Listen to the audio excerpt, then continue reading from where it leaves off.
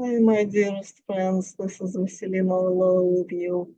I wanted to record a video about irrational beliefs, and sometimes they are called um, cognitive distortions, and sometimes they are called limiting beliefs. I noticed that they are formulated differently in every, source, but basically, the idea is that we have a set number of thoughts or the ways to think about things, and that these these thoughts that we have, they are not serving us. We are kind of um, mistakenly assuming that these things are true or that's how they should be. And by doing so, we essentially deepen our own discomfort. We are increasing our suffering. We are not letting ourselves experience joy and the sense of freedom, the sense of happiness, and the sense of comfort. So I wanted to just talk a little more about that. And I will be quoting the book Career Counseling by Janet Hicks. And this is not necessarily about careers.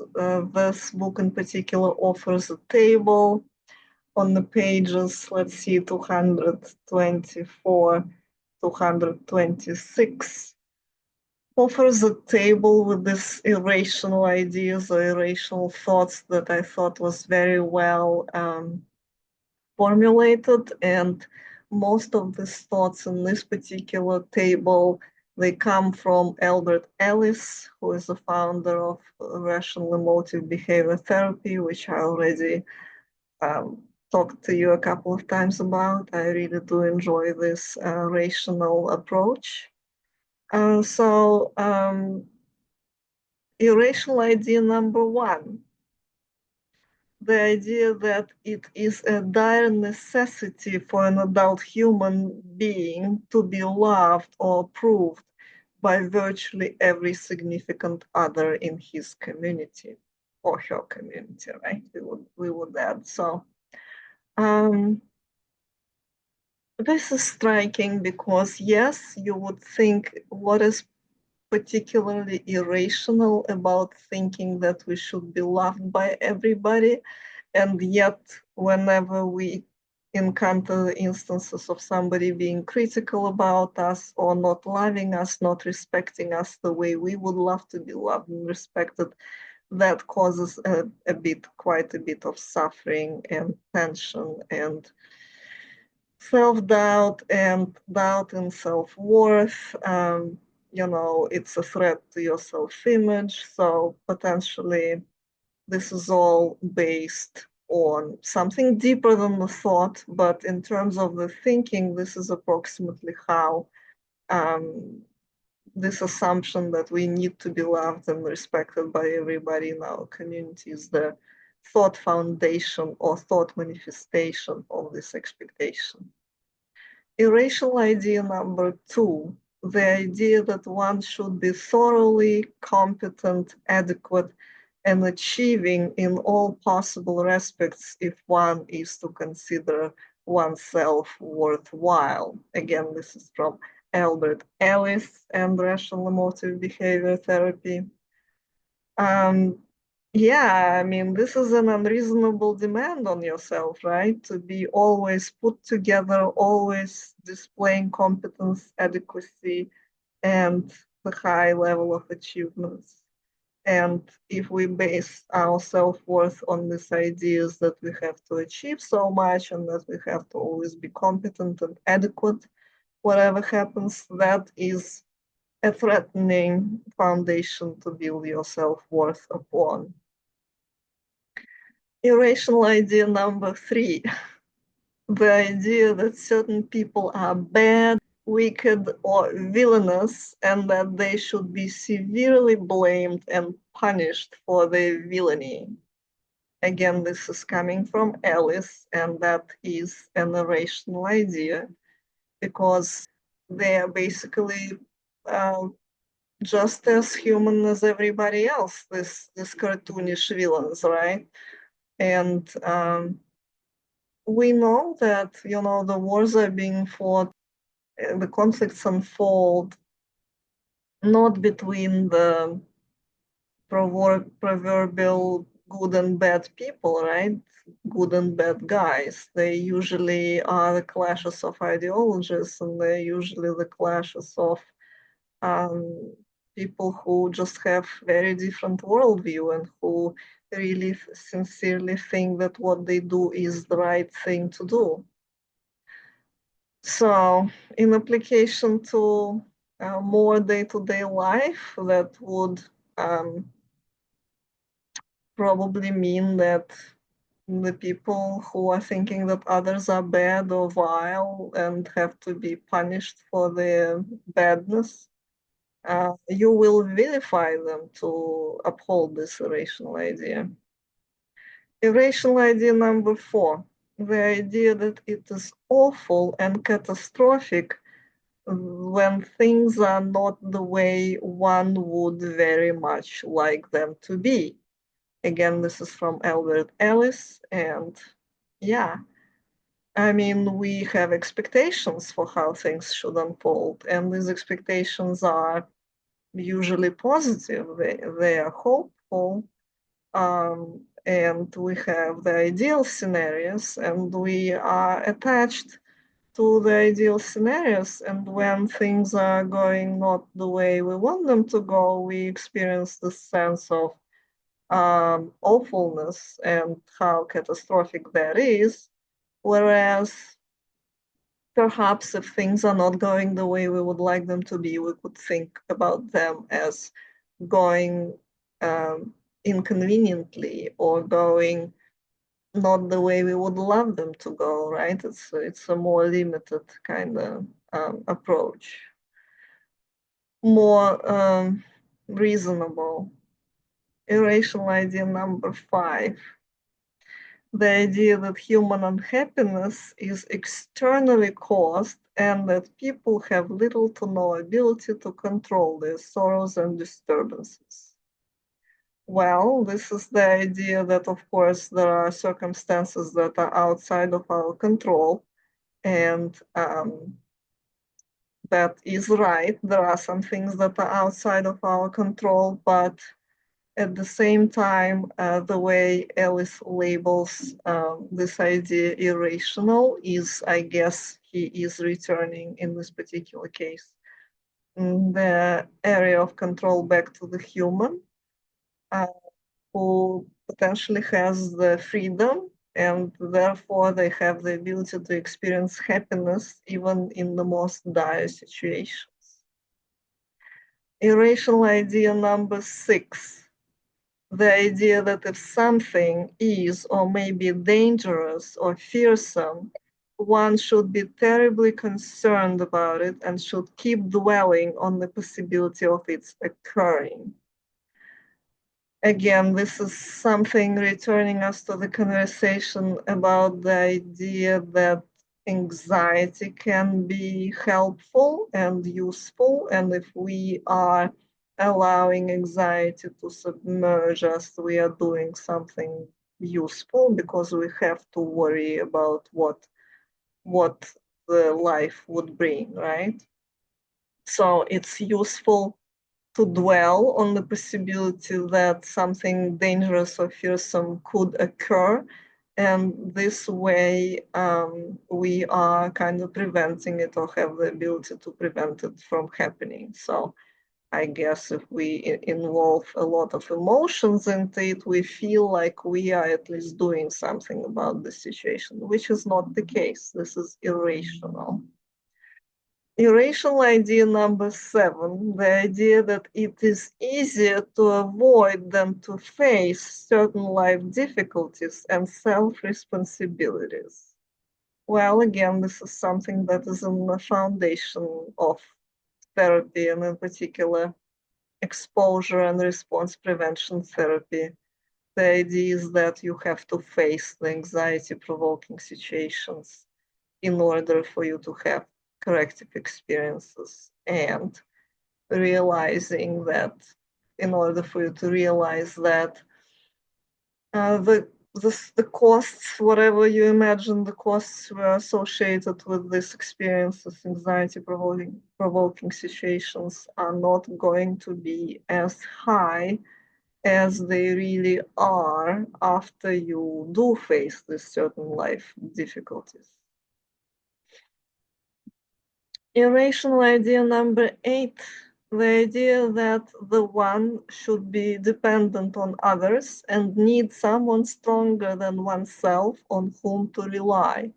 Again, this is from Ellis, and that is a kind of an idea that we do have, like we want to be within some certain network, I guess, and we want to be surrounded by people who are indeed perhaps stronger than us, to whom we could look up to and kind of have them as models for how to behave and how to um, go about things in life. And we want to have the sources of comfort that are outside sources.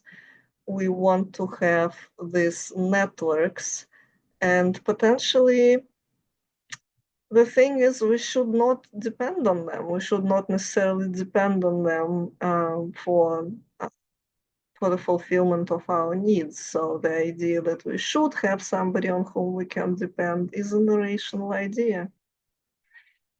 Irrational idea number 9, the idea that one's past history is an all-important determiner of one's present behaviors, and that because something once strongly affected one's life, it should indefinitely have a similar effect. Again, this is from Ellis. And yeah, there is no reason why, if something affected you once, it would continue to affect you in the same way later, because you already had this experience and you learned how to deal with that, and your past is not an overarching sentence over you. It's not a predicament that you cannot break, right? It's something that you can actually work through and revisit and acquire more comfort in thinking about the past. And the past is not the ultimate, prediction of how things are going to go in the future. Irrational idea number 10, the idea that one should become quite upset over other people's problems and disturbances. Again, this is from Ellis, and it does sound like maybe egotistic and egoistical, to focus on yourself, for example, right? And that you have this obligation to become upset over other people's problems and disturbances. But, you could also argue that in the situations when you couldn't really help others, you don't need to carry that burden with you. So basically, according to Ellis, that's an irrational idea. Irrational idea number 11, the idea that there is invariably a right, precise, and perfect solution to human problems, and that it is catastrophic if this perfect solution is not found. Again, this is from Ellis. We do expect the resolution of many problems in humanity, and we do think sometimes how bad and catastrophic it is that this perfect solution is not found yet. And we are hoping to find that solution eventually. However, there is also a possibility that there is no magic wand solution to things, and that we will have to kind of deal with them for quite a while and sort things out and advocate very meticulously for each particular case, which does sound like it's going to be the case with a lot of things that are currently unfolding and a lot of discourses. So these are Ellis's irrational ideas, the way he formulated them. One thing we can notice, they may sound a bit repetitive. So the idea is that You can resolve problems by avoiding them. There is an idea that you have to have the approval of others for your self-worth. There is an idea that you always at all times have to be on your top kind of game, which might be not necessarily the case, and you may allow yourself to sometimes um, to not even agree and meet your own highest expectations.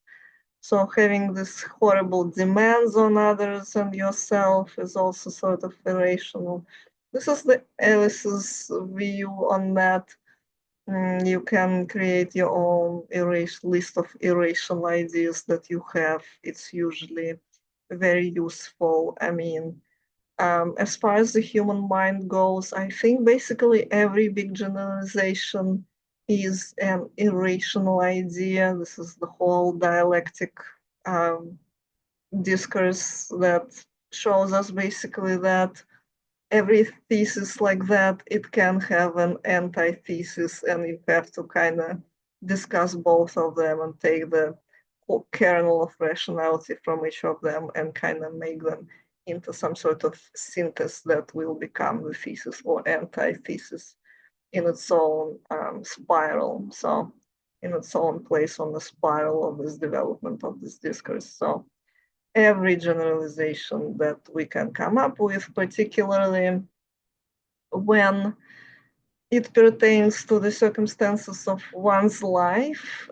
can be named an irrational idea or this cognitive distortion that we have.